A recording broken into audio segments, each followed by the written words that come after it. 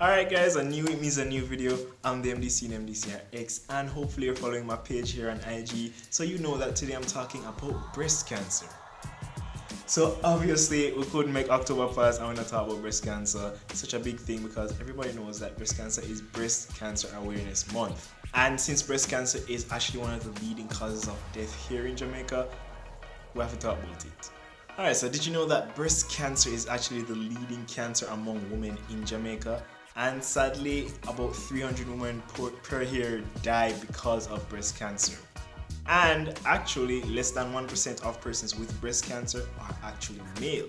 So guys, don't click off of this video just yet because some of these things that I talk about might apply to you. So there are some risk factors that definitely increase our chances of getting cancer in general, and so increase our chances of getting breast cancer. So what I'm going to do is I'm going to split them into controllable factors and non-controllable factors. So for our controllable factors, these are some factors that we can actually decrease to decrease our risk of getting breast cancer. One of them is being overweight. It is shown that fat tissue can actually increase storage of estrogen, which is a hormone that can actually lead to breast cancer. Another risk is taking hormones. This can include taking oral contraceptives. One other factor is drinking alcohol and smoking. Smoking does not only increase your risk for lung cancer, it increases your risk for cancer in general. And if you're a woman, especially, increases your risk of breast cancer. So you want to cut down on drinking and smoking. And the last controllable risk I'm looking at is being inactive. So being inactive can actually increase your risk of getting breast cancer. So get your blood pumping each day with at least 30 minutes of moderate exercise and try to do it at least for 3 times for the week. So for some non-controllable risk factors now, we have gender. So for persons who are biologically female, you have a high risk of getting breast cancer, obviously, because as I said earlier, only less than 1% of persons with breast cancer are male. Another risk factor you can look out for is age. It turns out that if you're over 50, you have a higher chance of getting breast cancer. One more factor is your family history. So if you know somebody in your family that had breast cancer, so somebody that's really close to, so like especially your mother or your grandmother, somebody like that had breast cancer, you want to definitely make sure you're keeping up with checking and so on, because you're at a high risk for getting breast cancer. And the last risk factor is a history of cancer. So if you had cancer in anywhere else, in anywhere other part of your body, then you have a higher chance of getting breast cancer. So now we're gonna talk about self-examination. Now this is very important because self-examination can hint you on certain things that are going on and can lead to you detecting certain things earlier. And the earlier you detect something, the higher your chances of survival. So you want to make sure you're keeping up with your self-examination. Now in women, self-examination is best done a few days after the menstrual cycle, so probably about 3 or 2 days after the menstrual cycle. So there are a couple of things that are involved in self-examination, and we're going to take them by steps, step by step. Step 1, 2, 3, 4, 5. Yes. Okay, so for step 1 in self-examination, you want to find a mirror, you want to stand in front of the mirror, you want to stand up straight with proper posture, with the shoulders straight and your hands on your hips. Now in this step, you definitely want to look out for certain things. So just look for certain things. So you definitely want to look at the shape of each breast. So look at one breast and look at the other breast. And you want to look at any weird changes in shape, or if you have any dimpling happening, that's any sunken parts of the breast, or any bulging parts of the breast, or if you have any change in texture of the skin on the breast. So sometimes person might observe part of the skin on the breast that kind of looks like an orange peel. You know, the orange have the little holes or little, stipples in them or so on. If the skin looks like that, that's something you want to look out for. You also want to look out for the position of the nipple. Sometimes the position of the nipple might change, it might migrate due to breast cancer. So if you realize it's shifting or anything is different with the nipple, or if the nipple is sunken in, that's an inverted nipple, you want to definitely use that as a sign to go to your doctor. Also, you want to look if your breast has any skin rashes or redness.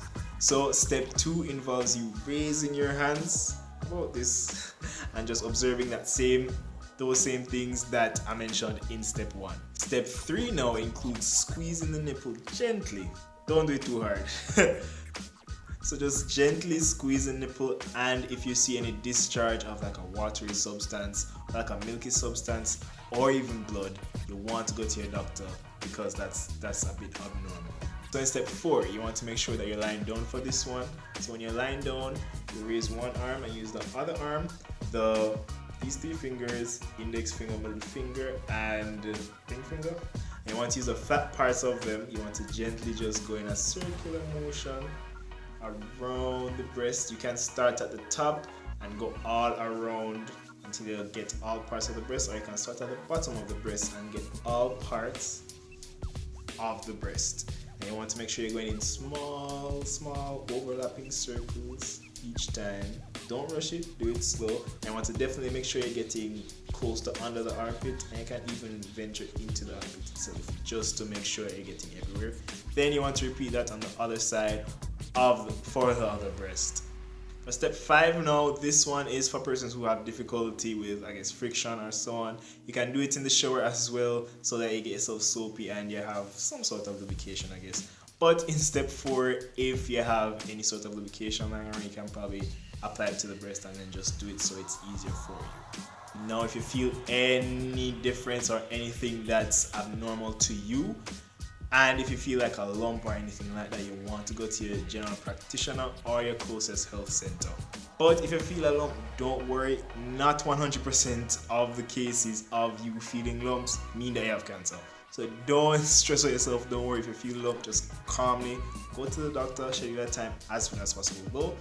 Go to your doctor and then get the checks done and so on and so forth.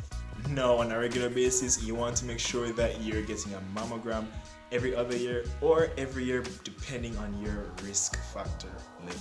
So remember, early detection saves lives, so you want to make sure that you're self-examining, please. And for the men, if you're stuck around for this video, do the same thing if you realize there's anything weird. So if you're looking and you realize there's something weird, you might want to start doing a little, test on yourself, because even though it's less than 1%, you might be less than 1%, so you want to be, sure that everything is fine. If you see anything abnormal going on, go to your doctor. And for more information on breast cancer, you guys can visit Jamaica Cancer Society. They have a webpage at jcs.live, and they have an Instagram that I'm going to be linking down in the description. And they also have a Facebook page. They can just hop on over to Facebook and give them a like and a subscribe or follow. Whatever happens on Facebook, I haven't been on there in years. So thank you guys for watching this video on breast cancer. But before I end the video, I just want to announce the winner for the giveaway that I was doing last week in this week's video. So congratulations, Mr. Rants35. It's actually funny that the number generator chose the number that was assigned to his comment. If you see his comment, you'll know why. But yeah, congratulations, and I'll be DMing you as to how to collect the prize. So again, thank you guys for watching this video. Like it, comment on it if you have any questions. If you have any questions also, you can DM me. I always try to answer your DMs. And I would love if you guys could share this video. I always like to do that each week and get the awareness out there. Thank you guys for coming this week, and I hope you come back next week again.